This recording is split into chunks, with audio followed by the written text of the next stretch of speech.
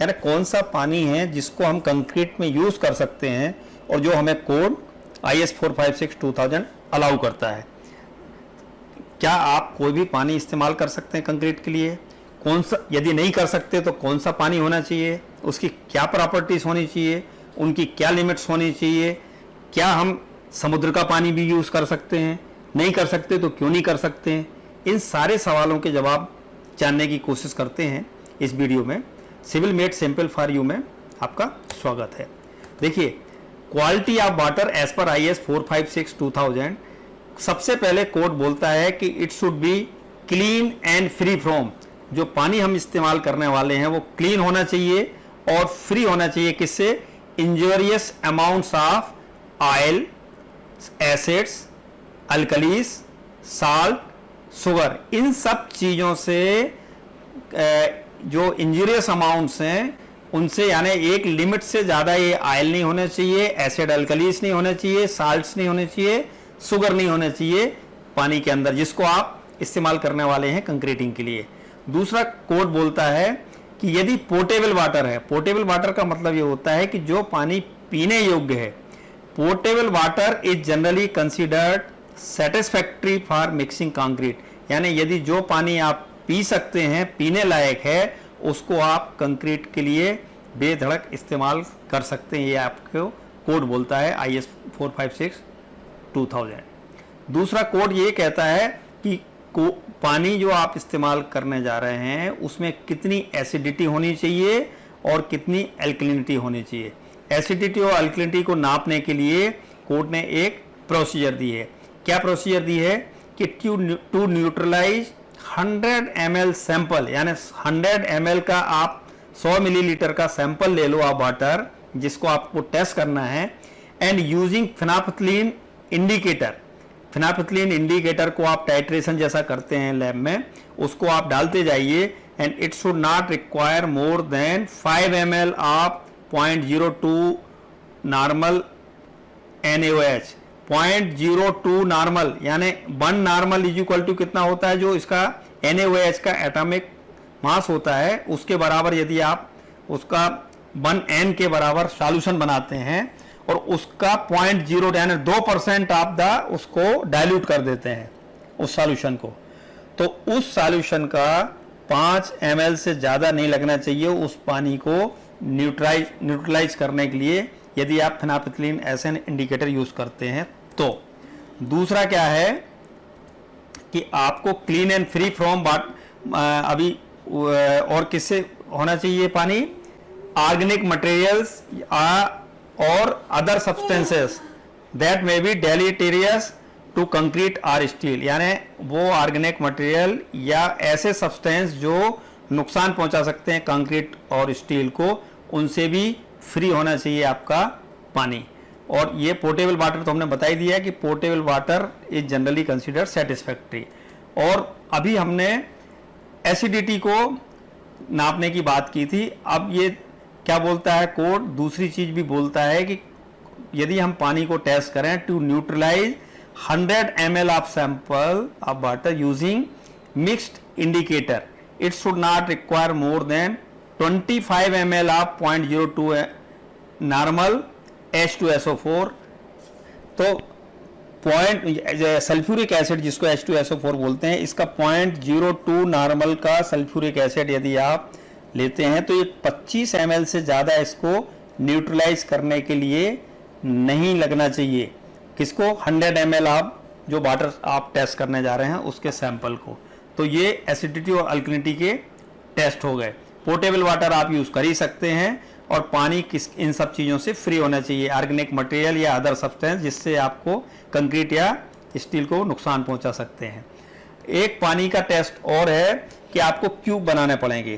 Cube काहे के बनाएंगे आप? जिस पानी को आप इस्तेमाल कर रहे हैं उसके क्यूब बनाइए, 150 बाई 150 mm के क्यूब्स बनाएंगे और उन क्यूब्स को 28 दिन के बाद में उसकी कंप्रेसर स्ट्रेंथ टेस्ट करेंगे। इसी तरह से क्यूब बनाएंगे आप डिस्टिल वाटर लेके उसी साइज के 150 बाई 150 और जब डिस्टिल वाटर के क्यूब्स को भी 28 दिन के बाद टेस्ट करेंगे। दोनों की कंप्रेसर स्ट्रेंथ में कंपैरिजन जब करेंगे तो आपका जो पानी आप यूज़ करने वाले हैं उस पानी की स्ट्रेंथ आपके डिस्टिल वाटर के क्यूब की स्ट्रेंथ से आपको 90% से कम नहीं होने चाहिए। यानी यदि आपकी डिस्टिल वाटर की क्यूब की स्ट्रेंथ मान लीजिए कि 40 है, तो 40 का 90% हो गया 36, तो 36 न्यूटन पर एमएम स्क्वायर से कम का आप जो पानी जो आप यूज़ करने वाले हैं उससे जो क्यूब बने हैं उनकी स्ट्रेंथ कम नहीं होनी चाहिए, अदरवाइज वो पानी यूज़ करने लायक नहीं है आपकी कंक्रीटिंग में। इसी तरह से setting time, initial setting time shall not be less than 30 minutes. आपका इनिशियल सेटिंग टाइम जो सीमेंट का होता है वो 30 मिनट से कम नहीं होगा। And shall not differ by plus minus 30 minute from the initial setting time of control test block prepared with the same cement and distil water. यानी यदि क्या होगा, हमें टेस्ट ब्लॉक बनाना है जिसको हम इनिशियल सेटिंग टाइम टेस्ट करेंगे जिस पानी को यूज़ करने वाले हैं उससे, और इसी तरह से डिस्टिल वाटर से उसके टेस्ट ब्लॉक बनाएंगे। डिस्टिल वाटर से बने हुए टेस्ट ब्लॉक में और जिस पानी को आप इस्तेमाल करने वाले हो उसके टेस्ट ब्लॉक में प्लस माइनस 30 मिनट से ज़्यादा का समय का फर्क नहीं होना चाहिए। लेकिन ये ध्यान रखना कि 30 मिनट से कम तो होने नहीं चाहिए किसी हालत में।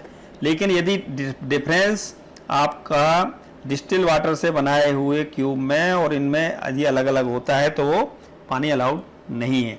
इसी तरह से पानी की जो पीएच वैल्यू है, pH value shall not be less than 6। यानी नॉर्मली हम क्या करते हैं 6 to 9 की पीएच वैल्यू की हम जो भी पानी होता है उसको हम यूज़ करने में प्रेफर करते हैं। लेकिन 6 से कम तो होनी नहीं चाहिए। 6 से कम यदि होगा तो क्या हो जाएगा कि वो पानी एसिडिक हो जाएगा। दूसरा, कुछ परमिसिबल लिमिट्स हैं सॉलिड्स की कि भाई कितने सॉलिड्स अलाउ हैं एज पर IAS 456/2000। ये आपको याद करने वाली चीज़ है। ये हमेशा ये 4 लिमिट्स हमेशा याद करने की ज़रूरत है। ये कहीं पे भी पूछे जाते हैं। जैसे ऑर्गेनिक सॉलिड्स की परमिसिबल लिमिट है मैक्सिमम 200 मिलीग्राम पर लीटर से ज़्यादा नहीं होना चाहिए। 200 ppm भी बोल सकते हैं आप, पार्ट्स पर मिलियन, या फिर 200 मिलीग्राम पर लीटर। इनऑर्गेनिक सॉलिड्स की लिमिट है 3000 मिलीग्राम पर लीटर, इससे ज़्यादा इनऑर्गेनिक सॉलिड्स नहीं होना चाहिए। सल्फेट SO3 के फॉर्म में जो सल्फेट्स हैं उसकी मात्रा है, वो सॉलिड्स की मात्रा है 400 मिलीग्राम पर लीटर। और क्लोराइड्स क्लोरीन Cl के नाम पे क्लोरीन कितनी होनी चाहिए 2000 मिलीग्राम पर लीटर तो होना चाहिए। Concrete not containing embedded steel, यानी जो PCC के लिए तो आप 2000 मिलीग्राम पर लीटर आपके पानी में क्लोराइड हो सकता है, लेकिन 500 मिलीग्राम है आपके लिए RCC के लिए। यदि आप RCC के लिए पानी यूज़ कर रहे हो तो उसमें आपको 500 मिलीग्राम पर लीटर से ज़्यादा सॉलिड्स ऐसे क्लोरीन नहीं होना चाहिए। नेक्स्ट है आपका water for curing.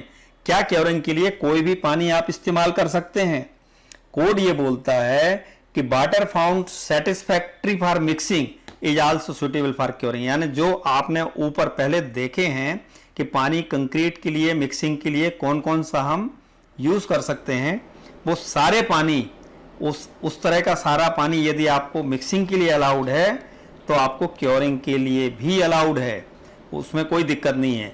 However water use for curing should not produce any objectionable stain और unsightly deposit on the concrete surface. Stain यानी कुछ जो दाग या जो सफ़ेद उसके निशान या जो पड़ जाते हैं, यदि उस तरह के स्टेन पड़ रहे हैं या अनसाइटी डिपॉजिट हो रहा है आपकी क्योरिंग के बाद, तो वो पानी आपको क्योरिंग के लिए अलाउड नहीं है।